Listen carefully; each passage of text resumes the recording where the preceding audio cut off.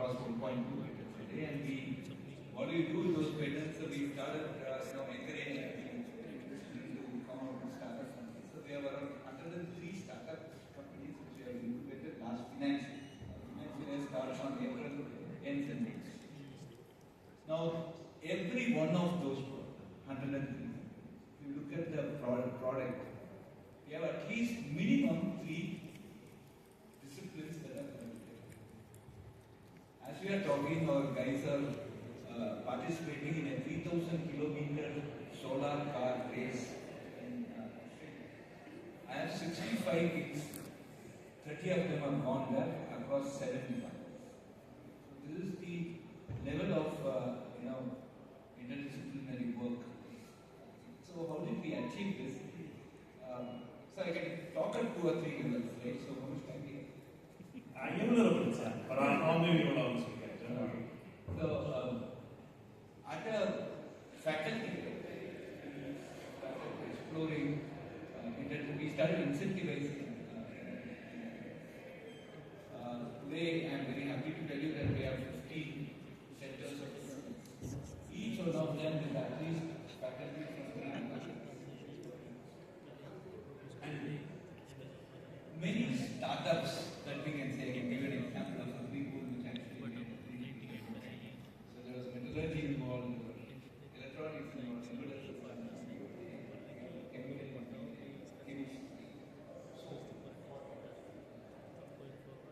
The way we nurture this is in 2 ways. First thing is that we said that if you join, specifically when it comes to basic age, in 10th standard across the world, we ask a question whether you want to go to science stream or commerce.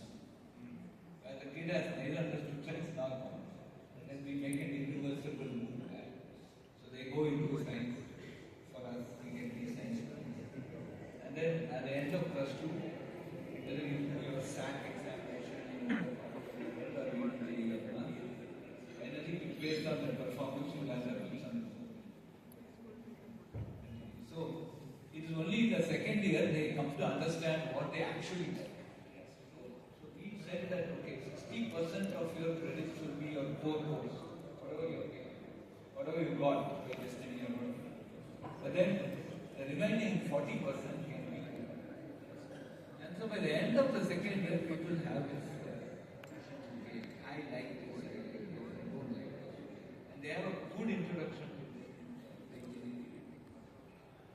And then they thought, so this 40% they can take any other discipline. And then they spend 1 extra year, so they get a BTech in this kind of course. So they can get a 12 degree, MTech course for the government course. So this is how we start. This is workload releases. We admit around 1,200 undergraduate students. At least 1/3 more are opting for more than 50% of them opt for it. So there you see I can do civil engineering in BTech and robotics. That is today very, very important because if you come to IIT, we will show you we have 3D printed guest houses. We just have a 3D printed house and we make it 3D printed guest house. There are 2 or 3 startups who are doing that. And as we are a country with 1.5 billion population, so many houses that we need to build. So any automation, any quick way of developing very rugged houses is a very interesting social problem. I can imagine, but thinking about that flexibility, I imagine for many here, one of the challenges would be being able to provide teaching across so many different disciplines to people of different skill sets. We spoke a little bit about how AI can close the personalization gap in learning. Do you see AI as being a way of encouraging multidisciplinary studies? So, first and foremost, there are 2 or 3 aspects in this. Right? First and foremost is that defining some of the priorities for the students, what they want to achieve, and for that, what are the disciplines that they pursue. Because interdisciplinary is not like I want to become an electronics engineer. I want to become an engineer. So when somebody starts thinking like that, they need to have an ultimate goal. And we are seeing kids say, I want to make a solar car. Okay, that's an interdisciplinary project. Now, how do you do towards it? So that focus is something they need to get. So that's the first fundamental first theorem one. Theorem two is basically a curriculum that we need to develop. Right? So a curriculum that comes up and says these are the things that you should teach, basic building blocks that we need to give them. As an education institution, we are responsible for giving them the basic building blocks. So for the industry, later or wherever, use those things. What are those basic building blocks? That's a theorem. Then comes this, how these two subjects interface together. And that is where I believe that, AI, especially your LLMs, which have some different domain expertise, can basically look into this problem and help them, go towards a solution.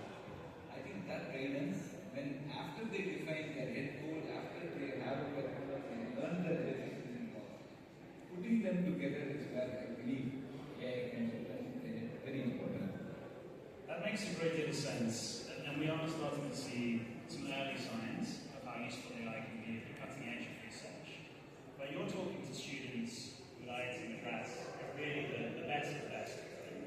And I imagine there must be a long tail of Indian talent that can't get into IIT MADRAS because of the limitations, but which also represent a potentially huge intellectual and entrepreneurial resource. IIT MADRAS, perhaps more than any other IT, has embraced finding ways to extend education beyond the walls of Madras itself. Do you see AI as playing a role there? And how do you capture that talent and empower it? Yes. So this is a very broad question and a very passionate question for me. Rather be the answer is a little longish, it is boring also. See, JEE is an examination where 1.5 million students aspire to become IITians, from which we select 16,000. It's certainly an examination of elimination. And we have to do it because every campus has a physical limitation, right? And can only accommodate this many students. So this has been quite debated, and we thought how to scale this out, how to democratize education, because if you give an opportunity to everyone, they actually shine. I give an example, right? How many people, I don't know, if you have not seen any of my YouTube videos, it will be interesting to you. I have this question: 1, 3, 5, 7, 9, 11, 13, 15, 17, 19. What is the next number? You think an IIT director has to come all the way to Leela Palace at 5:30? Let me ask this question. So I said 31 is the correct answer. I have a 31 just over here on the right. Congratulations. I said 31 is the correct answer. Can anyone argue and say why 31 can also be a correct answer? That should be a pattern, right? Any sequence adheres to some pattern, some reasoning. Can anyone tell me why 1, 3, 5, 7, 9, 11, 13, 15, 17, 19, 31 can also be a correct answer? Can anybody tell us why? Huh? 15 is not right. Huh? After 1921 is off. All the digits are right. Very good. So please give us.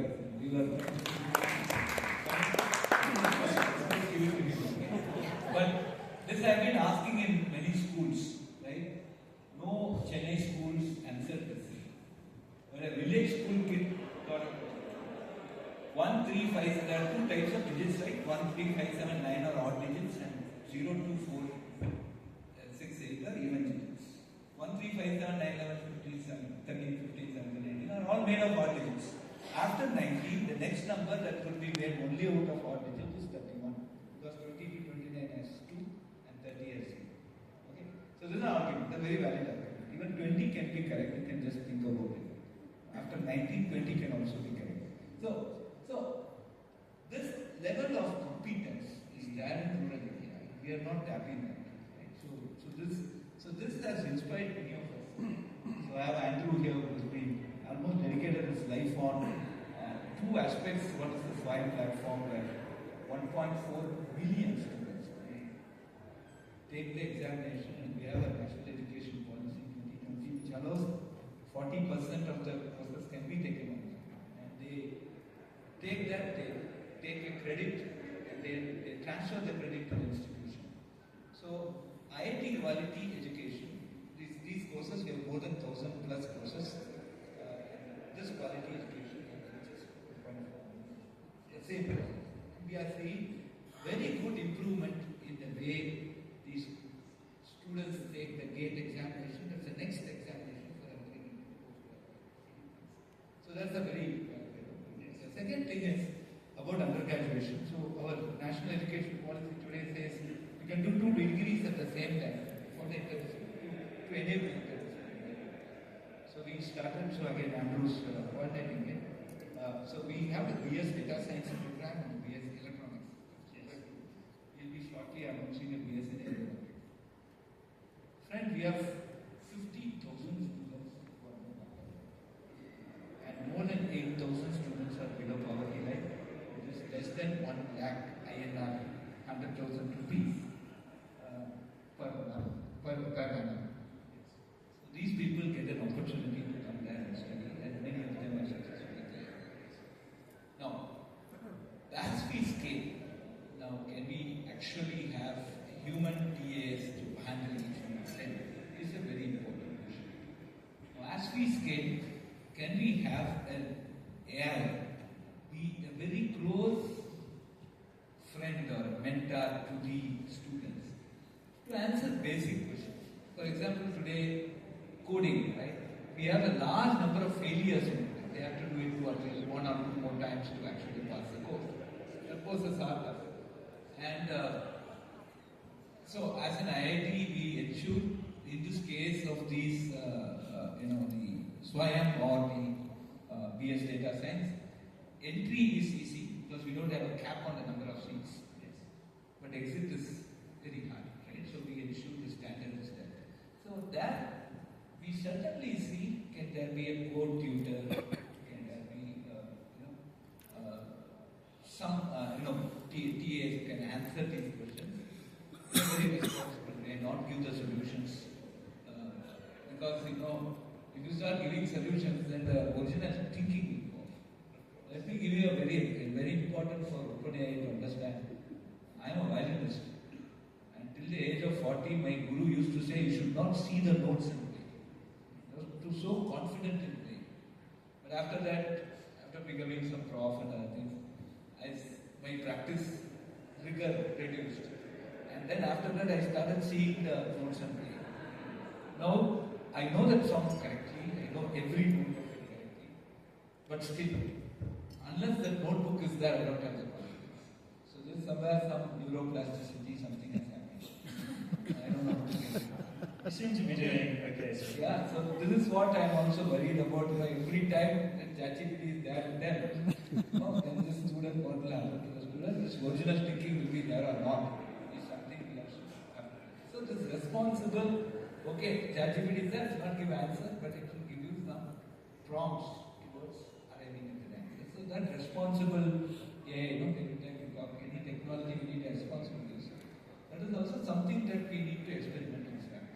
Right? So that is because we don't want the kid to lose their original creativity, answering questions. But at the same time, also scale our support so that every kid gets an opportunity to learn very easily and they get the best of the mentorship. Yes, it's a beautiful blueprint, and indeed is something that we as OpenAI care greatly about. I'm a cognitive neuroscientist by background, so you can tell from my title. And I agree, we need to find ways to foster internalization rather than over-reliance on AI models. So you set out a very clear vision of how we can empower farming in India into frontier science and also into applied science. This is your chance on stage. What else does OpenAI need to do to be genuinely transformative for those students versus just for the very, very top level? Yeah. So two things, like one comes the responsibility, we should be very responsible. It's OpenAI is open, so we can come up with certain very nice principles of fine-tuning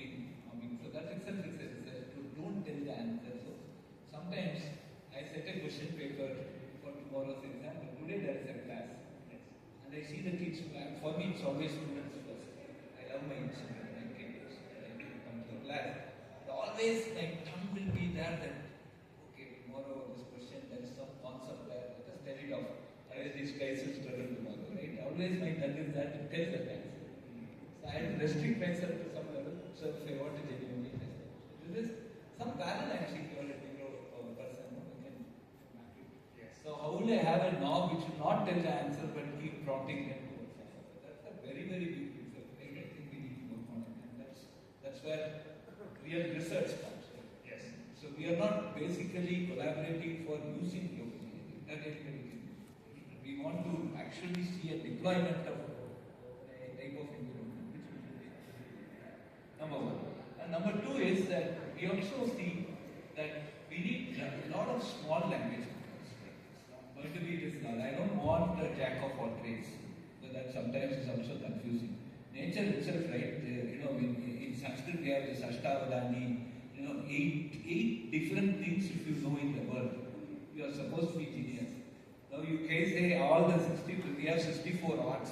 You say all the 64 arts will be jack of all trades. I think that's why you are helping not to power. Okay? So we should start looking at this small language model where for third standard should be at the third standard. We should not teach MSCs for third standard. So then fourth. So that is also something where we limit what we need to teach so that they are not overburdened, they are not, because many times I hate off late, probably last 10 years, I never take a class with PowerPoint slides. Because the slides dictate what I should talk. Yes. And as in IITs, every person is a king or queen of the course. Yes. They want to control. I don't want PowerPoint to control. So my thought process should be free. So I only have a chalk. And every class will be different. So no two classes will be same. So that enablement for the student should be. They should not start thinking in the way ChatGPT or OpenAI or your LLM thinks. They should have their own individual way of trying to solve problems. So these are some very responsible